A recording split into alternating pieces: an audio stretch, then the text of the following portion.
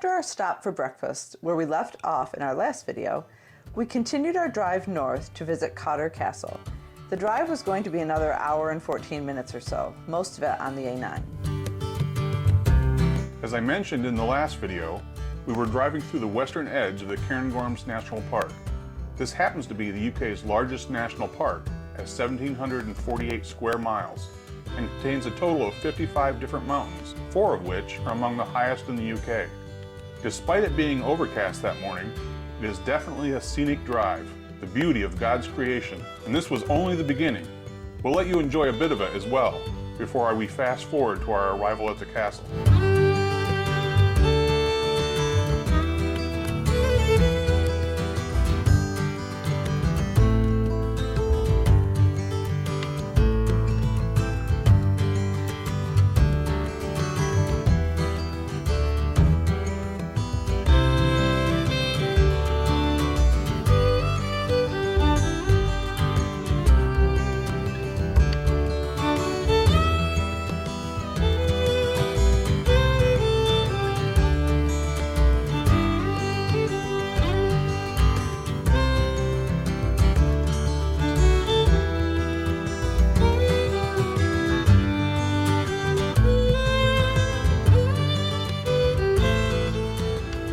Eventually, we reached our destination.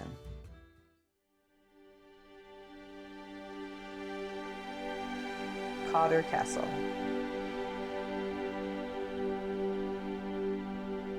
According to Wikipedia, Cawdor Castle is a castle in the parish of Cawdor in Nairnshire, Scotland. It is built around a 15th century tower house with substantial additions in later centuries.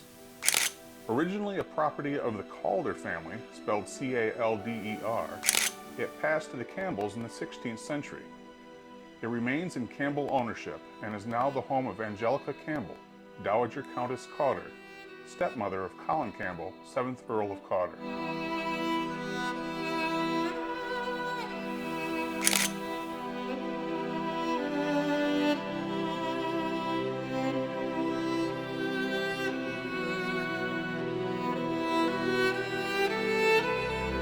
The castle is best known for its literary connection to William Shakespeare's tragedy Macbeth, in which the title character is made Thane of Cawdor.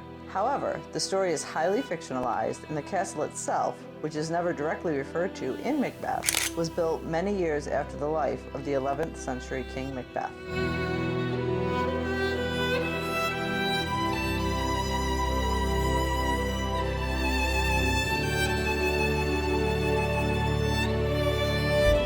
An original fortification in this general area was first founded by William the Lion in 1179 and was built on a site to command the ford over the river Nairn. That castle and its location have since vanished without a trace. The family had another residence at Old Cawdor, which, according to the historic accounts, was last repaired in 1398. Again, not much remains of that building apart from faint crop marks. A new, more efficient site needed to be chosen. According to the legendary tale, it was then that the Thane of Cawdor decided to build a new, stronger tower house, which he had been granted a license to build by the king. Following the instructions received in a dream, he loaded a coffer of gold onto the back of a donkey and let it roam about the district for a day. Wherever the animal lay down to rest in the evening, there his castle should be sited, and it would prosper forevermore. The donkey lay down under a tree, and, as a result, the Thane subsequently built his new tower around and over it. Whether fact or fiction, there is still a long dead and now petrified tree standing at the base of the old tower at Cawdor, inside the stone walls of the lowest floor. For centuries, the tree has been thought to be a hawthorn. However, modern research has determined it is actually a holly tree.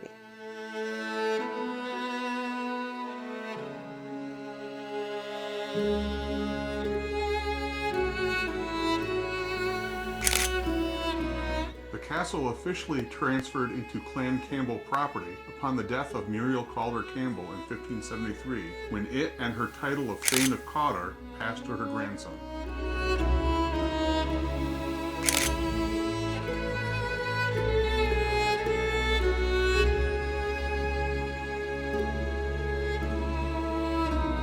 The story of Muriel is an interesting one. and there's some controversy in parts of it, depending on what account you read. It also appears that many of the event dates don't agree from account to account as well.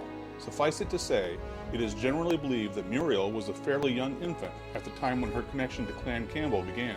Some accounts maintain that her father, John Cawdor, had been accused of theft as the result of some crimes committed with the McIntosh family against the lands of Urquhart of Cromarty. The Justice General to King James IV at that time happened to be Archibald Campbell, 2nd Earl of Argyll. At some point after the death of her father, it appears that Archibald was granted wardship of young Muriel by the king. Some accounts say this was to protect her from her uncles, who wanted not only the castle and property, but the title of Thane of Cawdor, which, by Scottish law, would be inherited by Muriel when she came of age. In 1499, Archibald sent a contingent to Cawdor to collect the child and bring her to his home in Inverary, where she would be raised and educated. The Cawdor family claimed that she was kidnapped by the Campbells. As a result, a chase and battle ensued, during which a number of Campbells and Cawdors died, including 2 of Muriel's 4 uncles. Muriel, however, escaped the battle and made it safely to Argyll lands with her escort.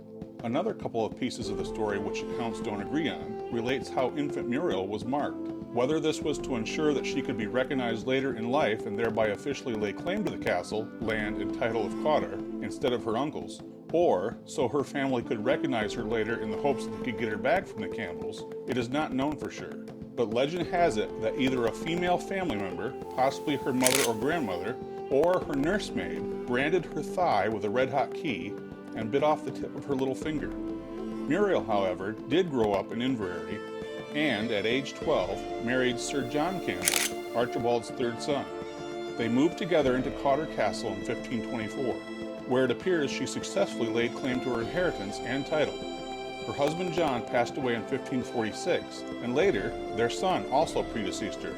So when she finally died, her inheritance passed to their grandson, also named John Campbell, and thus, Cawdor Castle has been in the Campbell family ever since.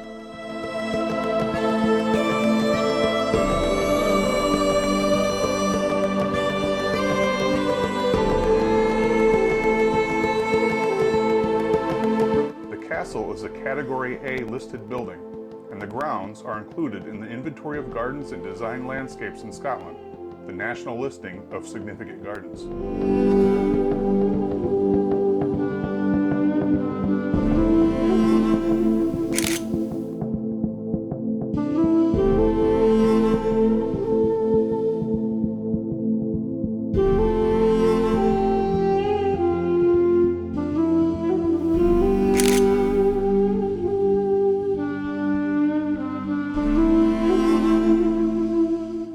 Time for us to leave and head towards Culloden Battlefield. Well, we hope you'll join us next time as we visit the somber fields of Culloden Battlefield, and also reach our Airbnb in Inverness, where we spent the 2nd night of our trip.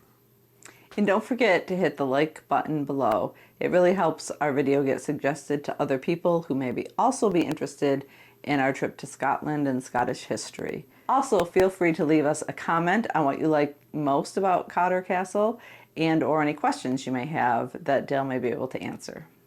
And if you aren't yet a member of our YouTube family, we'd love it if you hit that red subscribe button and click on the notification bell so you get notified when we post new videos. Thanks so much for watching. We'll see you again next time here at the Old House on the Corner.